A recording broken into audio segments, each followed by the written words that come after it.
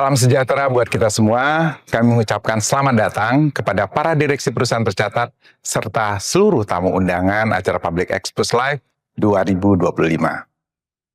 Pada tahun ini, Public Expose Live diselenggarakan pada tanggal 8 hingga 12 September 2025 yang diikuti oleh 44 perusahaan tercatat. Melalui kegiatan ini, perusahaan akan menyampaikan update kinerja sekaligus sharing mengenai rencana strategis dan prospek pengembangan perusahaan pada masa mendatang. Acara ini diselenggarakan sebagai upaya bursa untuk memfasilitasi pemenuhan kewajiban perusahaan, yaitu menyampaikan pemaparan kepada publik. Untuk itu, kami mengajak seluruh peserta memanfaatkan kesempatan ini sebaik-baiknya guna memperoleh informasi yang komprehensif sebelum mengambil keputusan investasi. Marilah kita selalu menempatkan prinsip kehati-hatian pada setiap pengambilan keputusan investasi yang berlandaskan pada informasi yang reliable dan terpercaya. Kami berharap event ini dapat semakin memperkuat transparansi, membangun kepercayaan, serta menumbuhkan komitmen investasi yang berkelanjutan di pasar modal Indonesia.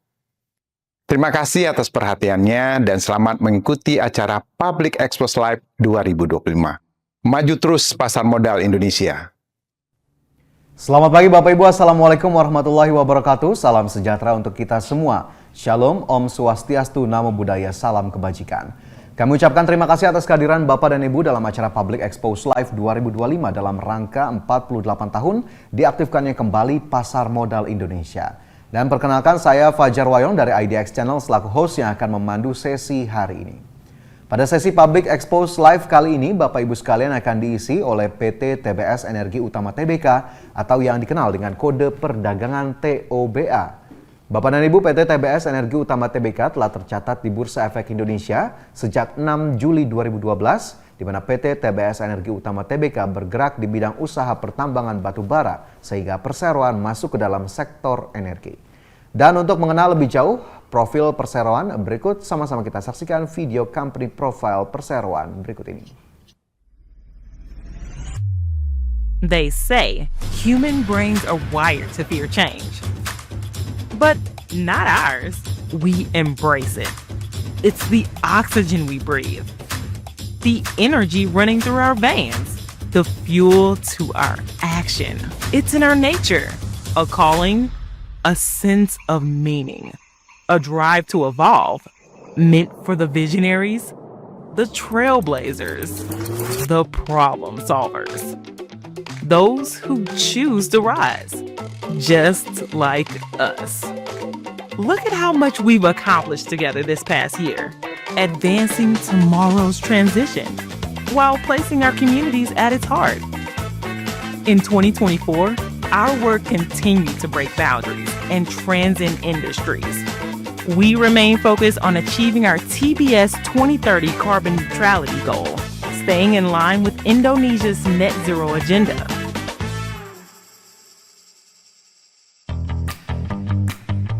Beyond renewables into circularity. Because we don't just adapt, we lead. Because we realized that to protect the environment, we needed to act responsibly, courageously. We cared for our natural world.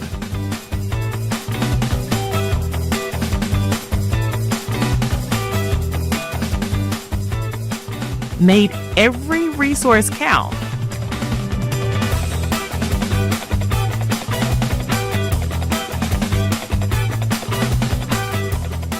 And powered up tomorrow-driven ideas that matter.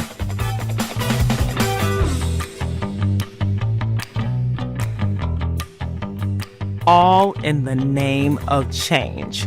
Because of this passion, we finished the year stronger, set the bar higher, and made the future look brighter.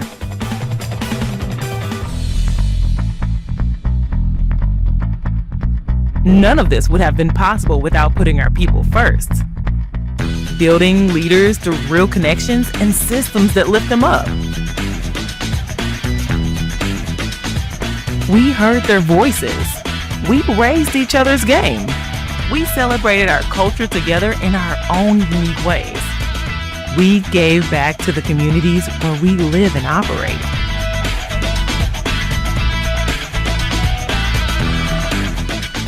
Throughout the past year, we've proved once again that change is what we do best. Today, we look ahead bolder than ever, striving always towards a better society. Because there's something powerful about times of change. It's during transitions that we often feel most alive. When we're exploring the unknown, push beyond our limits, embracing new possibilities, stepping into a future of our own.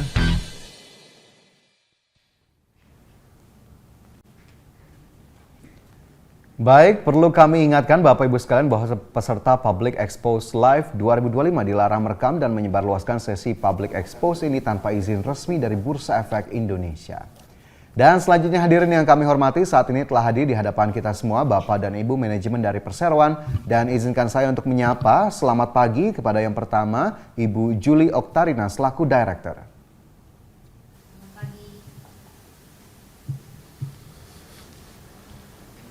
Baik, selamat pagi Ibu, dan selanjutnya juga saya sapa Ibu Gita Syahril selaku MD Investor Relations.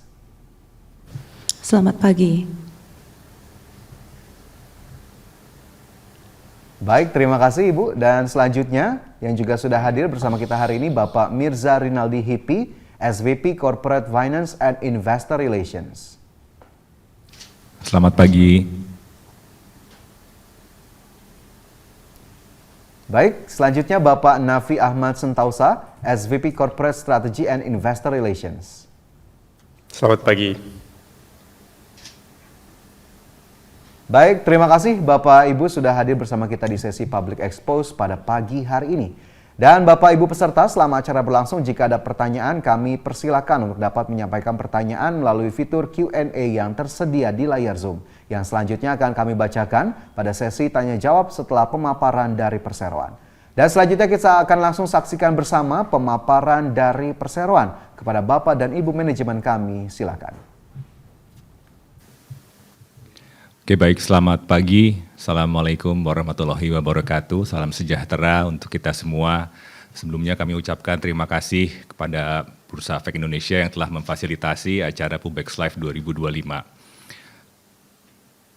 Oke, kita akan langsung masuk ke materi presentasi. Yang pertama mungkin saya ulang sedikit terkait dengan panelis di hari ini. Yang pertama adalah Ibu Julie Oktarina selaku Direktur Perseroan, kemudian juga ada Ibu Gita Syahrir, MD Investor Relations, kemudian ada Nafi Sentausa selaku SVP Corporate Strategy and Investor Relations, dan terakhir saya sendiri Mirza Hippy selaku SVP dari Corporate Finance and Investor Relations. Next slide. Baik, saya akan jelaskan sedikit mengenai Perseroan at a glance, seperti yang sudah tadi disebutkan bahwa kami perusahaan yang bergerak awalnya di bidang batubara, kemudian kita melakukan integrasi vertikal ke arah pengembangan PLTU, di mana kami membangun total 200 megawatt di Gorontalo dan Minahasa, dan kemudian saat ini keywords yang menjadi tema untuk kami adalah transformasi.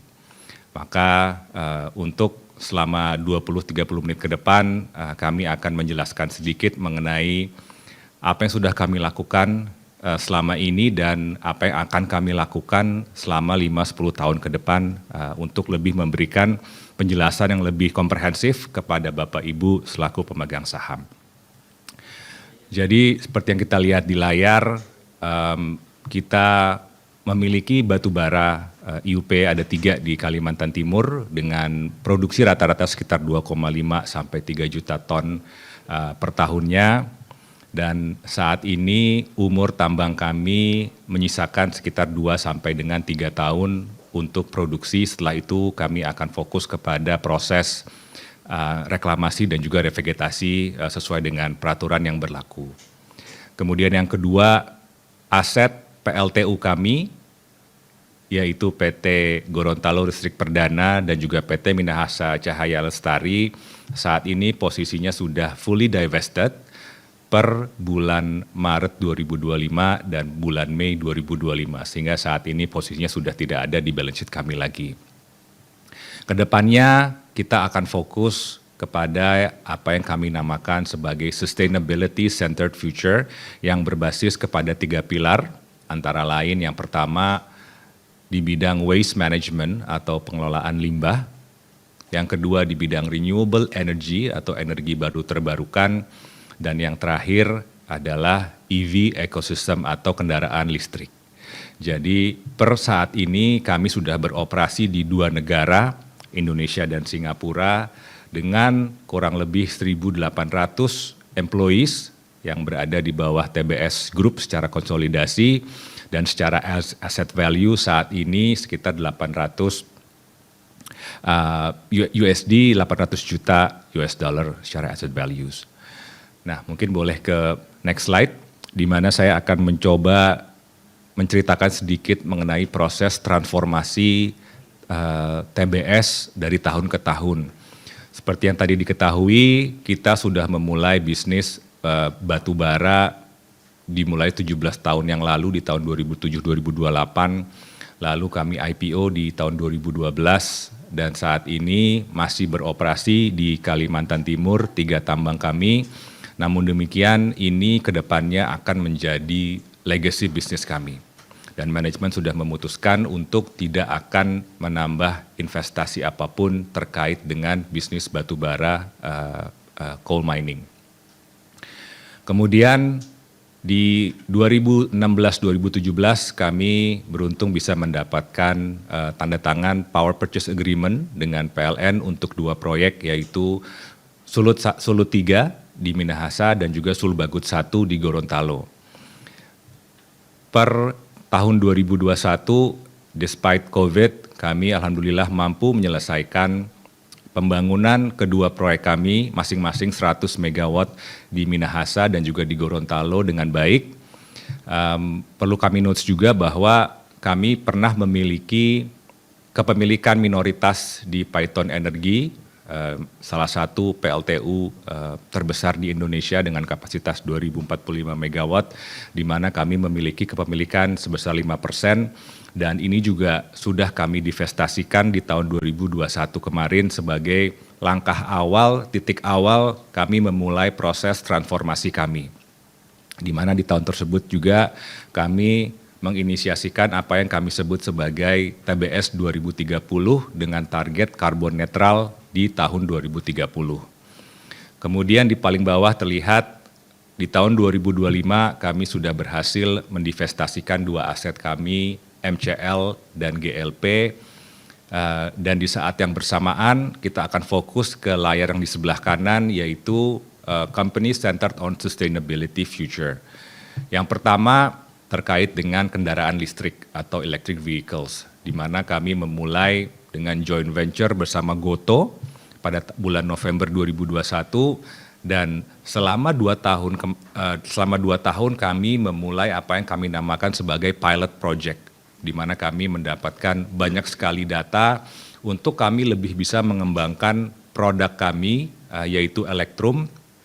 Hingga saat ini posisinya sudah ada 3 jenis produk yang akan kami tawarkan, dan kami juga sudah memiliki beberapa posisi atau lokasi untuk stasiun penukaran baterai yang tersebar di kota di Jakarta saat ini, dan kedepannya kami akan fokus ke beberapa kota juga.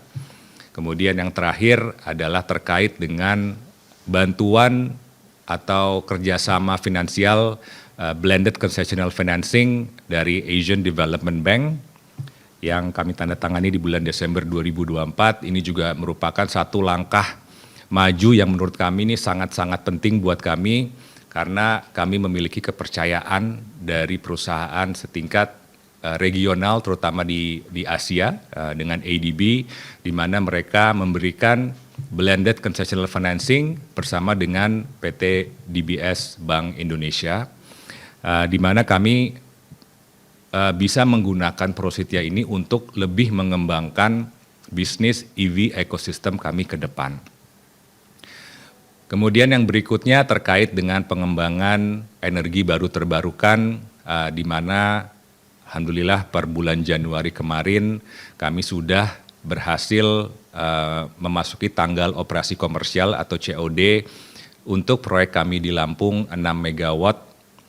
Kemudian saat ini kami juga sedang dalam tahap pengembangan proyek floating solar di Batam dengan kapasitas 46 megawatt peak, dan ada juga beberapa pipeline yang kami akan jelaskan di slide-slide yang berikutnya.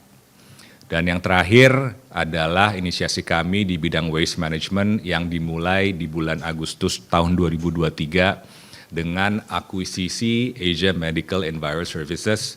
Ini merupakan perusahaan market leader di Singapura yang fokus di bidang medical waste management.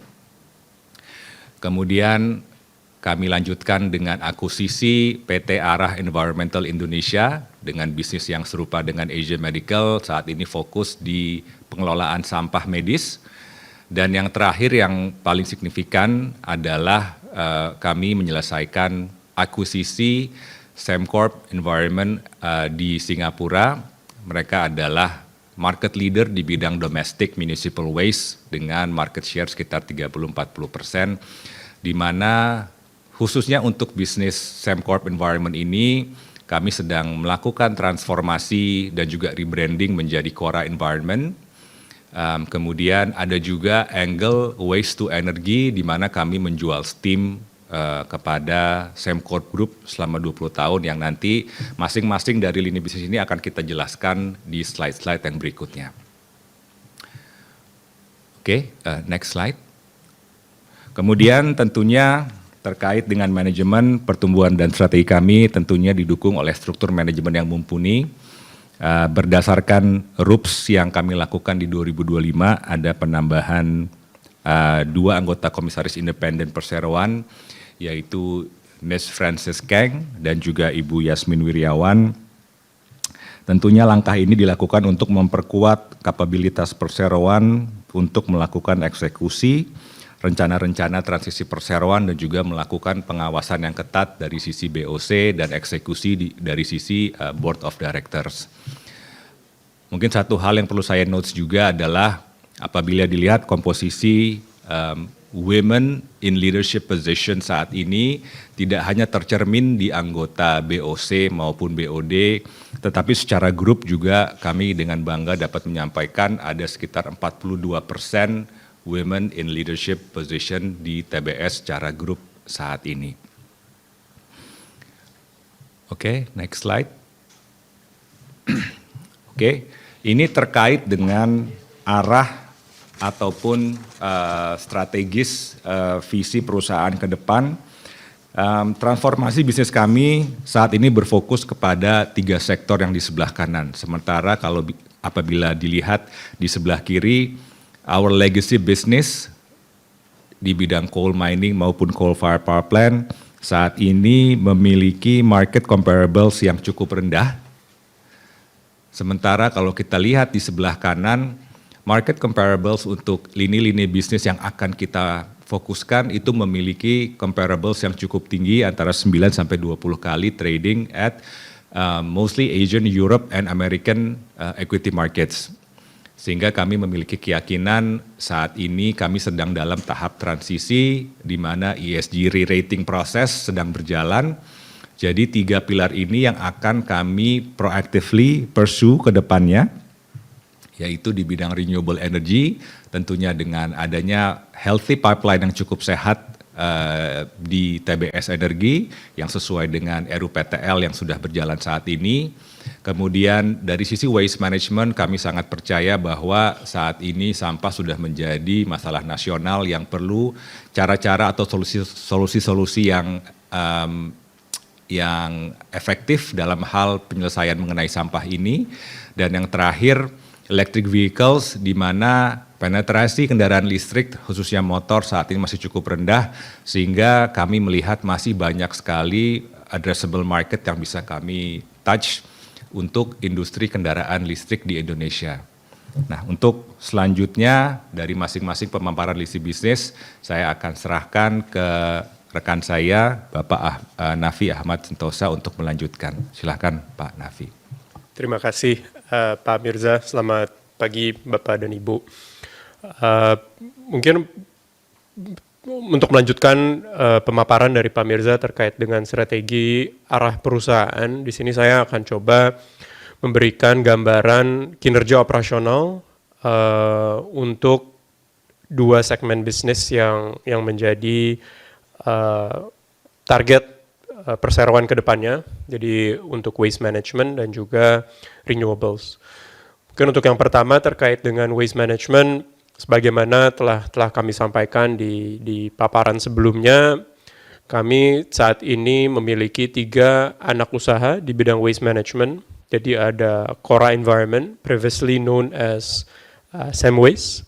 Lalu ada Asia Medical Enviro Services, a medical waste management company di Singapura. Dan yang terakhir adalah Arah Environmental, perusahaan medical waste di Indonesia. Dari ketiga bisnis ini, apa yang kita sedang coba bangun adalah waste management platform yang terintegrasi. Jadi dari segi transportation, processing, sampai untuk memberikan nilai tambah atau waste recovery dari waste yang kita kelola. Mungkin slide berikutnya. Ya, dari segi kinerja operasional, jadi untuk Cora Environment sampai 6 bulan pertama di tahun ini, kita telah mengumpulkan 480.000 ton sampah di Singapura, di mana kita melayani kurang lebih sekitar 470.000 customer di Singapura. Dengan truk yang kurang lebih ada 300 dan pegawai kurang lebih ada 750. Lalu yang kedua untuk Asia Medical Enviro Services, kita telah hingga 6 bulan pertama di tahun 2025 ini kita telah mengkolek kurang lebih sekitar 2.300 ton sampah, di mana kita hold kurang lebih sekitar 50% market share, yang kita lakukan dengan operasi 11 unit truk dan juga 40 pegawai. Lalu yang ketiga untuk Arah Environmental, hingga bulan Juni tahun 2025 kita juga sudah mengkolek kurang lebih sekitar 10.000 ton sampah, baik sampah domestik maupun sampah medical waste, di mana untuk Arah Environmental ini didukung dengan jumlah truk yang kurang lebih ada 53 dan 300 pegawai di seluruh Indonesia. Jadi mungkin secara ringkas untuk bisnis waste management kita terus menunjukkan pertumbuhan dibandingkan dengan tahun lalu dan juga dengan operasi yang terus berjalan dengan baik. Lalu untuk segmen bisnis yang kedua, slide berikutnya, terkait dengan renewable energy. Jadi untuk renewable energy hingga saat ini, hingga 6 bulan pertama, kita sudah mengoperasikan mini hydro power plant dengan kapasitas sebesar 6 MW. Lalu per saat ini juga kita sedang melakukan atau sedang dalam tahap konstruksi proyek PLTS floating solar di Batam dengan kapasitas itu kurang lebih sekitar 46 MW peak. Dan kedua proyek ini memiliki kontrak power purchase agreement dengan PLN hingga 25 tahun ke depan. Di luar dari dua proyek ini, kalau kita lihat di layar di sebelah kiri, potensi pengembangan renewable energy di Indonesia masih sangat besar.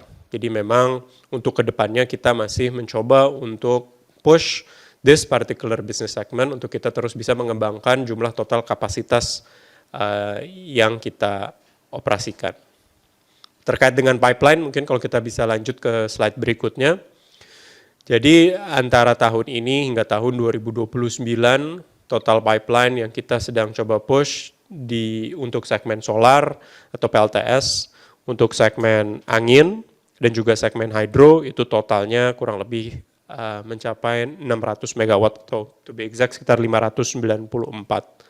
Jadi memang room atau ruangan untuk TBS terus bertumbuh itu masih sangat besar di segmen renewable energy, karena memang kalau kita lihat juga tadi di slide yang berikutnya, potensi pengembangan dari tahun ini hingga tahun 2034 itu masih kurang lebih sekitar 40 gigawatt, dan yang mau kita capture dari 30-40 gigawatt itu sebenarnya juga belum, itu secara proporsi tidak terlalu besar, kurang lebih hanya 600 megawatt. Jadi ruang untuk kita bertumbuh itu memang masih sangat besar. Mungkin untuk segmen bisnis yang ketiga terkait dengan EV atau Elektrum akan dibawakan oleh Bu Gita. Kepada Bu Gita kami persilahkan. Terima kasih. Terima kasih. Segmen ketiga dan sektor berikutnya adalah kendaraan listrik atau EV ecosystem, di mana kita menawarkan dua produk, yaitu kendaraan motor listrik dan juga battery swapping station atau pertukaran baterai. Sebagaimana kita ketahui bersama, TBS bersama Gotoh Group memiliki joint venture yang waktu itu sudah diumumkan di tahun 2021 bernama Elektrum. Elektrum berfokus pada motor listrik yang dirancang khusus untuk memenuhi kebutuhan masyarakat di Indonesia, specifically gig drivers dan long haul. Saat ini Elektrum sudah memiliki sekitar 5.400 unit motor dan sekitar 320 poin penukaran baterai yang tersebar di seluruh Jabodetabek. Dengan jumlah tersebut, Elektrum telah melayani lebih dari 170 juta kilometer dengan 18.500 penukaran baterai setiap harinya. Untuk next slide.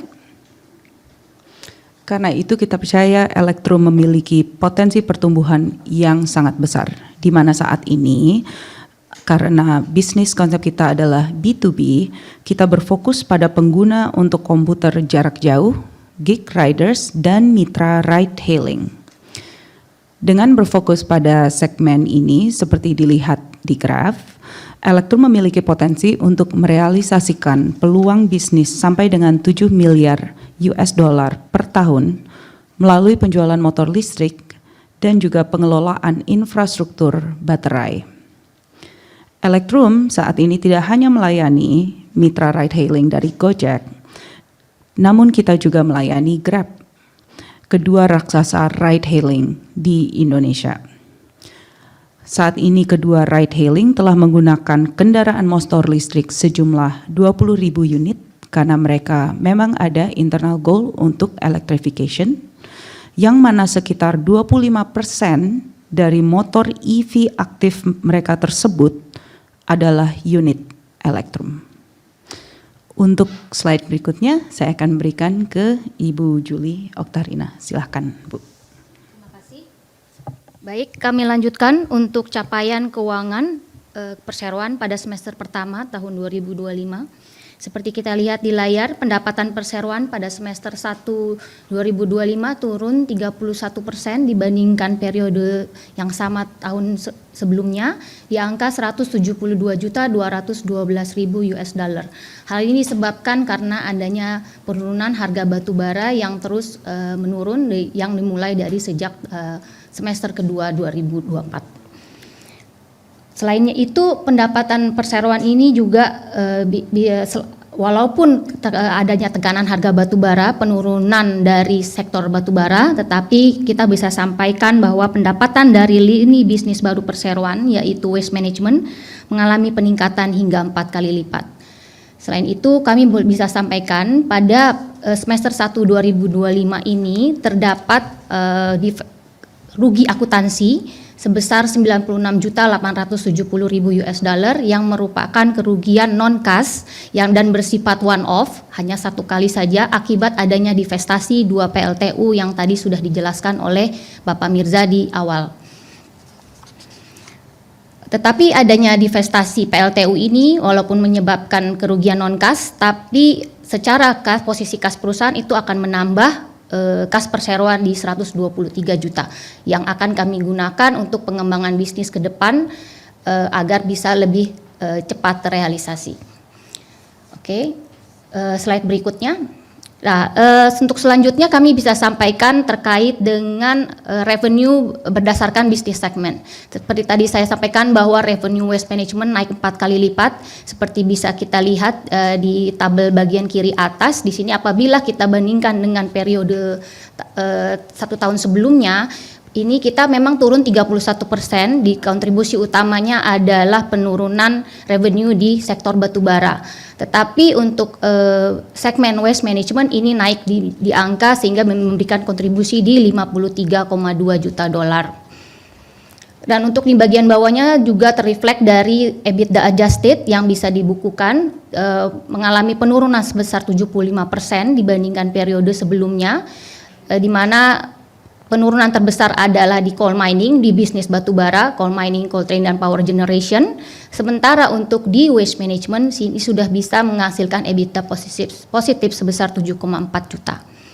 Dan untuk di tabel sebelah kanan bisa kita sampaikan bahwa revenue contribution per segmen per semester 1 2025 bisa dilihat 35% ini merupakan kontribusi dari bisnis waste management kami.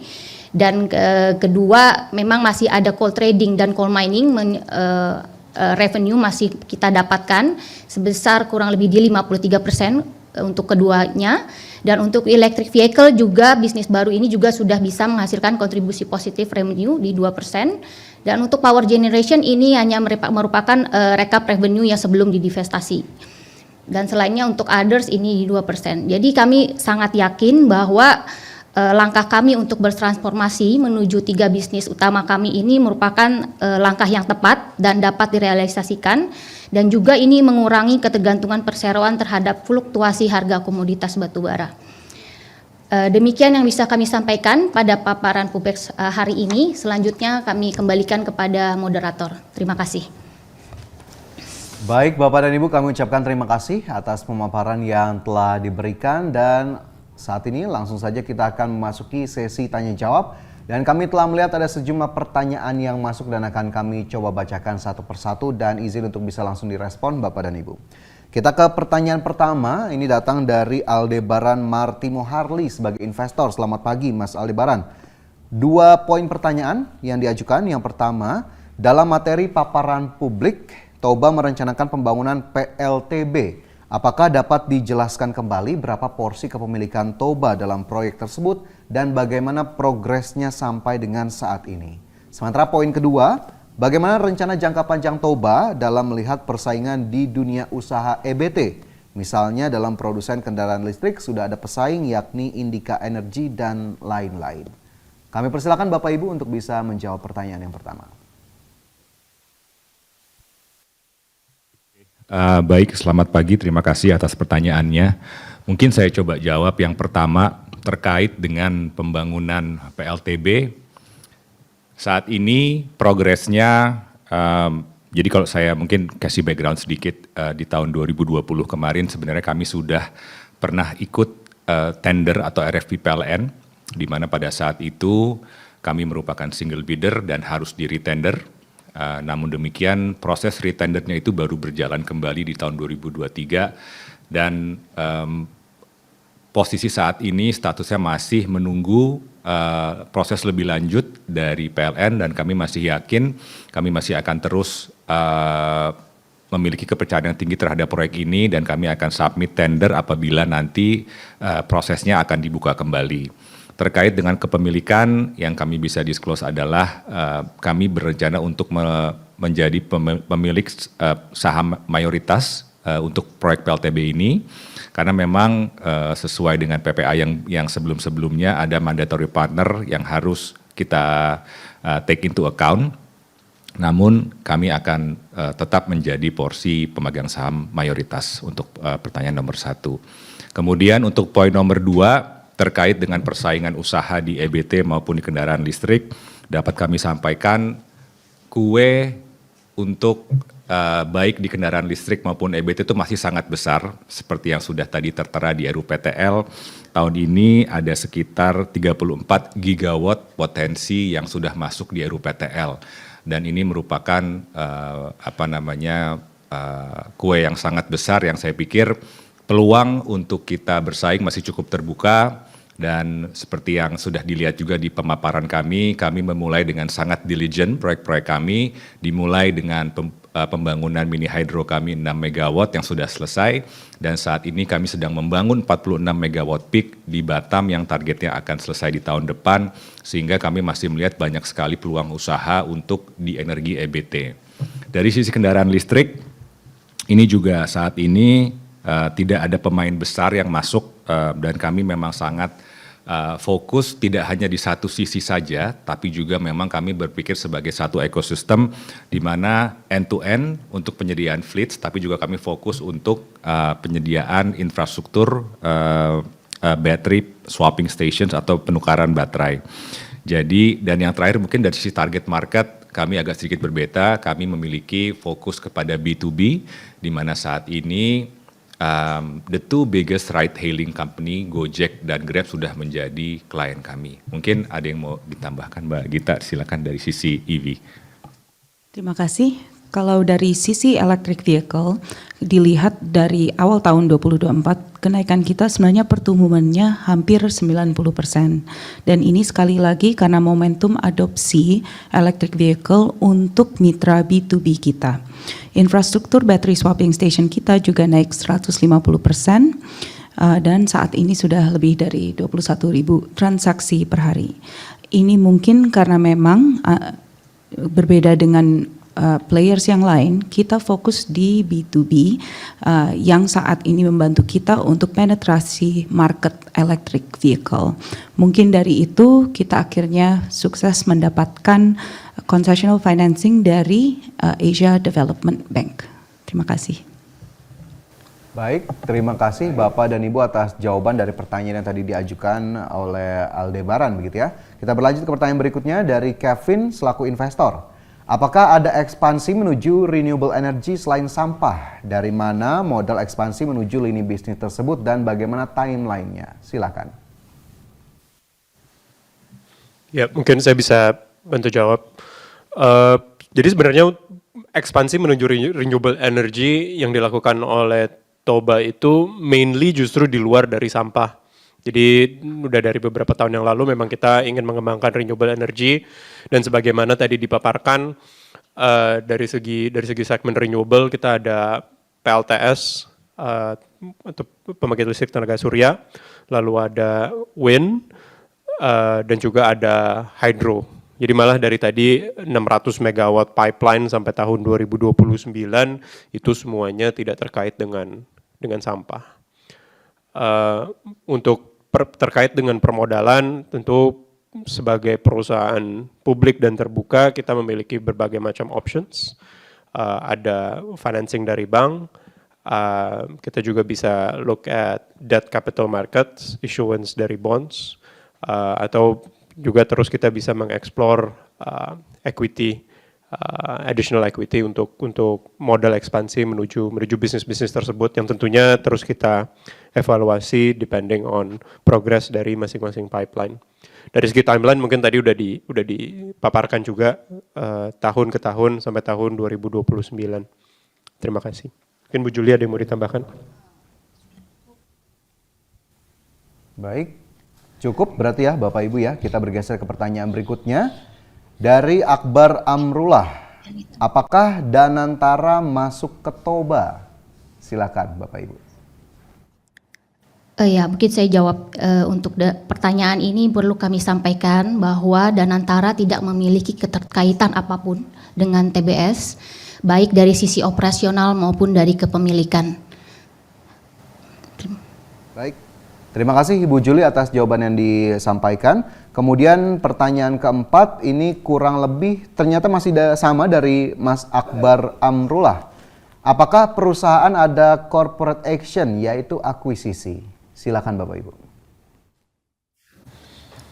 Ya, mungkin terkait dengan ini tentunya kita sebagai perusahaan yang sedang berkembang, kita terus mengevaluasi opportunity, dan akuisisi ini menjadi salah satu cara untuk kita juga terus berkembang. Cuman per hari ini tidak ada transaksi yang bisa kita disclose. Mungkin sekian. Baik, terima kasih Bapak atas jawabannya. Kita berlanjut ke pertanyaan berikutnya, masih ada waktu, dari William selaku investor. Poin pertama, apakah ada akuisisi aset batubara? Kemudian poin kedua, bagaimana cara bagaimana Cora Environment menyumbang laba perseroan? Oke, saya izin jawab. Untuk akuisisi aset batubara tadi sudah disampaikan, karena kita sudah memiliki TBS 2030 di mana kami memiliki visi untuk bisa mencapai carbon neutral 2030, maka kami tidak memiliki planning apapun untuk mengakuisisi bisnis batubara yang berhubungan dengan batubara. Dan yang kedua, untuk bagaimana Cora Environment menyumbang laba perseroan, karena Cora Environment pada saat kami akuisisi memang posisi sudah beroperasi lama, sehingga pada saat diakuisisi sudah bisa langsung dikonsol kepada buku TBS, sehingga sudah bisa, dan operasi sudah running dan menghasilkan laba, sehingga bisa kita anggap sebagai laba perseroan. Baik, terima kasih Bapak Ibu atas jawabannya. Masih bisa kita tampung satu pertanyaan lagi kurang lebih. Berikutnya dari Henry, yang diajukan adalah apa rencana TBS Energi Utama untuk meningkatkan penetrasi elektrum EV di Indonesia? Apa kendala yang dihadapi sejauh ini? Kami silakan. Terima kasih. Saat ini kita mengandalkan bahwa saat kita bisa menservis gig drivers, bukti penghasilan mitra naik 25% karena biaya operasional mereka menjadi turun. Jadi ke depannya kita akan terus memfokuskan di B2B penetration ini karena ini bisa sangat membantu ekspansi dari elektrum secara lean, disiplin, dan finansial. Pembiayaan EV karena kita juga sudah didukung oleh ADB, DBS dan juga ACFP menunjukkan level of confidence yang tinggi dari institutional financial global. Maka dari itu saat ini kita hanya akan memfokus untuk meningkatkan bukan hanya berapa kendaraan yang kita jual, tetapi apalagi infrastrukturnya, which is the battery swapping station. Terima kasih. Baik, terima kasih Ibu Gita atas jawaban yang disampaikan, dan sebetulnya masih cukup banyak dan ramai pertanyaan yang masuk, tapi sayang sekali waktu kita terbatas di sesi Public Expose hari ini, dan tentunya kami mohon maaf pertanyaan Bapak Ibu yang belum terjawab, dan apabila terdapat pertanyaan lebih lanjut, Bapak dan Ibu dapat menghubungi Investor Relation atau unit terkait dari PT TBS Energi Utama Tbk melalui portal komunikasi yang dimiliki oleh Perseroan. Dan juga kami ucapkan terima kasih kepada Bapak dan Ibu manajemen atas jawaban-jawaban yang disampaikan.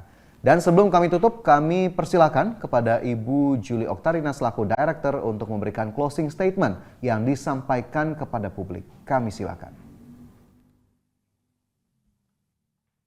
Kami ingin menyampaikan rasa optimis kami terhadap perjalanan Perseroan. Saat ini Perseroan masih dalam fase transformasi portofolio ke strategi bisnis keberlanjutan yang solid dengan dukungan dari para pemegang saham. Kami yakin Perseroan dapat terus melangkah maju, menghadapi tantangan, sekaligus meraih peluang yang ada di depan kita. Ke depan kami akan terus menjaga transparansi, disiplin, dan inovasi dalam setiap strategi dan keputusan bisnis, agar apa yang kami jalankan dapat senantiasa menghasilkan kinerja yang baik untuk kepentingan seluruh stakeholders. Terima kasih atas kepercayaan dan kebersamaan yang selalu Bapak Ibu berikan. Mari kita terus bergerak bersama, menjadikan TBS bukan hanya perusahaan yang tumbuh sehat, tetapi juga membawa manfaat nyata bagi masyarakat, lingkungan, dan generasi mendatang. Terima kasih. Baik, terima kasih atas closing statement yang telah diberikan kepada Ibu Julie Oktarina selaku Director. Dan hadirin yang kami hormati, usai sudah paparan publik yang disampaikan oleh PT TBS Energi Utama Tbk, dan mari kita beri aplaus kepada para penyaji dari Perseroan. Dan sebagai informasi terakhir Bapak Ibu sekalian, tayangan Public Expose dari PT TBS Energi Utama Tbk ini juga dapat disaksikan kembali di YouTube Indonesia Stock Exchange. Dan atas nama penyelenggara kami ucapkan terima kasih kepada Bapak dan Ibu manajemen dari PT TBS Energi Utama Tbk, juga kepada seluruh peserta yang sudah hadir dalam acara hari ini. Sampai jumpa pada acara Public Expose Live yang akan datang. Aku investor saham, maju terus pasar modal Indonesia. Wassalamualaikum warahmatullahi wabarakatuh.